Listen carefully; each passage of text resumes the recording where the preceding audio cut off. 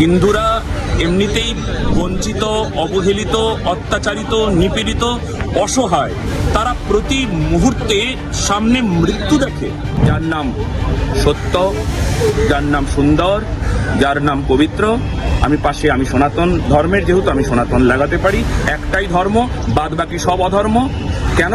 কারণ এটা ধর্ম কখনো হতে পারে না। কটূক্তি করা তো দূরের কথা, তারা একটু আধটু যে ওই মুসলমানদের সম্পর্কে কিছু বলবে এত সাহস কারুর নাই। আমি একদম গ্যারান্টি দিয়ে বলতে পারি, নবীর সম্পর্কে কখনো কটূক্তি করা তো দূরের কথা, এমনি কোনো কথা বলবার সাহস পাবে না ওখানকার। এই ধর্ম শিক্ষা দেয় যে কাউকে মেরে উল্লাস করো, দোষ কি?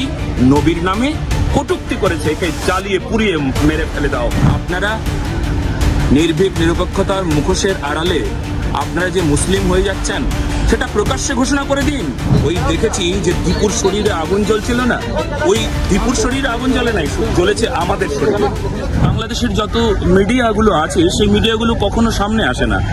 এমনকি আপনি জানেন কি না যে যখন আমি পশ্চিমবঙ্গ থেকে দীপুর আত্মার শান্তির জন্য হিন্দু একতা পদযাত্রা শুরু করেছি, আপনারা দেখেছেন, সেই সময় যমুনা টিভি নামে একটা টিভি, সেই টিভিতে আংশিক আমাকে দেখালো। কিন্তু কি আশ্চর্যভাবে তাতে প্রচার এমন একটা জায়গায় গিয়ে দাঁড়িয়েছিল, হঠাৎ করে সেটাকে কেটে দিল। কিছুক্ষণ পর সেটাকে আর দেখতে পাওয়া গেল না। আসলে সবসময় তারা যে চাপে আছে, হিন্দুরা এমনিতেই বঞ্চিত, অবহেলিত, অত্যাচারিত, নিপীড়িত, অসহায়। তারা প্রতি মুহূর্তে সামনে মৃত্যু দেখে যে যখন তখন আমরা মরে যেতে পারি। তারা ভয়ে কখনো সত্য কথা বলবার সাহস পায় না। যে নবীর সম্পর্কে যদি কখনো কটূক্তি এই শব্দ বলে, আমি একদম পরিষ্কার বলতে পারবো যে নবীর সম্পর্কে কখনো কটূক্তি করা তো দূরের কথা, এমনি কোনো কথা বলবার সাহস পাবে না ওখানকার। আমি আমি আমি আমি একদম সম্পূর্ণ সত্যি করে কথাটা বলছি আর বিশ্বাসের সঙ্গে বলছি। বাংলাদেশে যত হিন্দুরা আছে সকল হিন্দুরা তারা কটূক্তি করা তো দূরের কথা, তারা একটু আধটু যে ওই মুসলমানদের সম্পর্কে কিছু বলবে এত সাহস কারুর নাই। আমি একদম গ্যারান্টি দিয়ে বলতে পারবো। আর যত আপনি একজন ধর্মগুরু রয়েছেন, সনাতন ধর্মে কখনো কাউকে মেরে তার উল্লাস শেখায় না, কিন্তু ইসলাম ধর্মে সেখানে অনেকে রয়েছেন ইসলামের পথে, সঠিক পথে এগোচ্ছে, কিন্তু এই যে বেশ কিছু জন রয়েছে তারা মৃতদেহকে নিয়ে উল্লাস করছে, মৃতদেহ দেখে, খুন খারাপি দেখে তাদের মধ্যে যে উল্লাস হচ্ছে, এটা কি মানসিকভাবে বিকৃত দশা, নাকি ইসলামের মধ্যে সত্যি এরকম বিকৃত জিনিসগুলো লেখা হয়েছে? যেহেতু উল্লাস করবার সময় ওই নারান, তাকবীর, আল্লাহ আকবার ইত্যাদি ইত্যাদি আপনারা শুনেছেন, সারা পৃথিবী শুনেছে, আর এতে কোনো সন্দেহ নাই।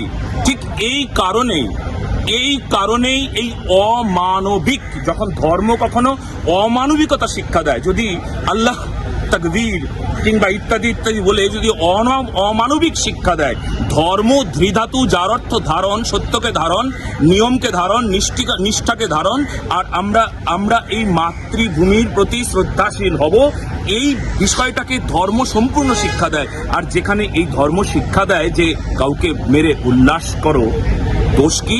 নবীর নামে কটূক্তি করেছে, একে জ্বালিয়ে পুড়িয়ে মেরে ফেলে দাও।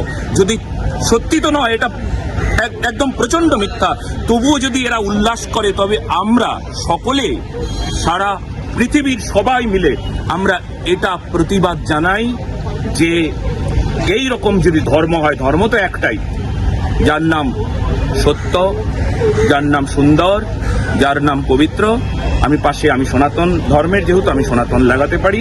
একটাই ধর্ম, বাদ বাকি সব অধর্ম। কেন? কারণ এটা ধর্ম কখনো হতে পারে না। আর এই প্রকার যদি ধর্ম বলে, তবে সেই ধর্ম নিষিদ্ধ হোক সারা পৃথিবীতে। বাংলাদেশে যে ঘটনা ঘটেছে সেটা দেখে পশ্চিমবঙ্গের সনাতনীদেরকে কি শিক্ষা নেওয়া দরকার ভবিষ্যতের জন্য? সনাতনীরা সম্পূর্ণভাবে এই বিষয় থেকে এটাই শিখছে যে আজকে আমরা যদি এক না হতে পারি, আজকে আমরা যদি আমাদের হাতে হাত না রাখতে পারি, তাহলে বাংলাদেশ কোথায় আসছে? আমাদের দুয়ারে। আমরা দুয়ারে বাংলাদেশকে দেখতে পাচ্ছি, কিন্তু আমরা বলবো, সনাতনীরা বলবো, এমন দুয়ারে আমরা এমন শক্ত করে দাঁড়াতে চলেছি আমরা ওই দেখেছি যে দীপুর শরীরে আগুন জ্বলছিল না, ওই দীপুর শরীরে আগুন জ্বলে নাই, জ্বলেছে আমাদের শরীরে। যদি আপনারা কেউ সনাতনী হয়ে থাকেন তাহলে এই আগুন যেন নিভে না যায়। এই প্রকার আগুন যদি আপনাদের কখনো নিভে গেল তাহলে জেনে রাখবেন, আগুন নিভে গেলে কিন্তু আসলে আবার নতুন করে আগুন জ্বালিয়ে দেবে। এই আগুনটা বুকে জ্বলুক, বুকে। আর সনাতনীর আগুন বুকে জ্বলুক।